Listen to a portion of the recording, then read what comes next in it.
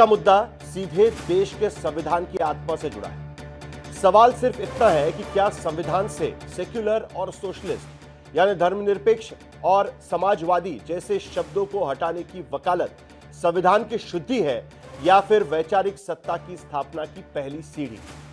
देश की सबसे बड़ी सांस्कृतिक संगठन माने जाने वाली राष्ट्रीय स्वयंसेवक संघ यानी आरएसएस ने एक बार फिर यह वैचारिक बहस छेड़ दी।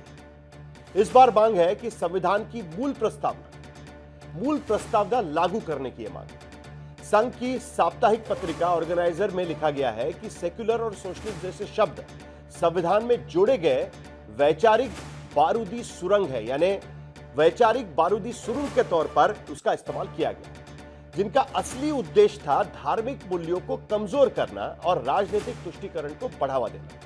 इस लेख में दोनों शब्दों को हटाने की मांग एक बार फिर की गई है और संविधान की मूल प्रस्तावना को बहाल करने की भी मांग की गई।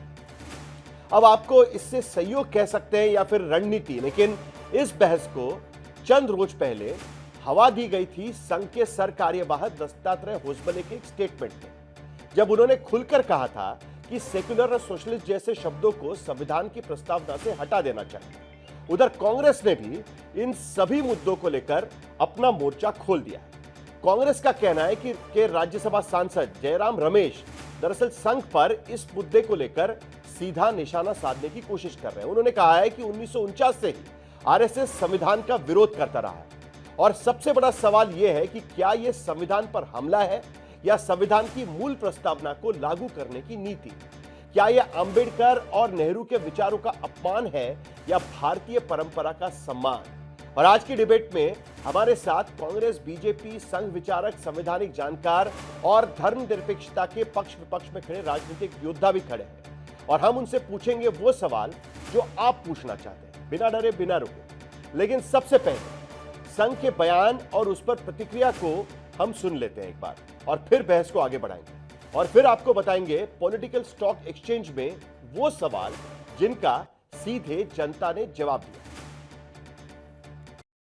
इस आपातकाल के दौरान भारत के संविधान के प्रस्तावना में, प्रियम्बल में 2 शब्द जोड़े गए हैं। राय साहब, आप इस विषय के बारे में कभी बोलेंगे या लिखे तो मुझे मालूम नहीं है, देखता हूं। 2 शब्द जोड़े हैं। हम सब लोगों को मालूम है सेक्युलरिज्म और सोशलिज्म के, तो क्या वो रहनी चाहिए प्रस्तावना में? ये विचार होना चाहिए।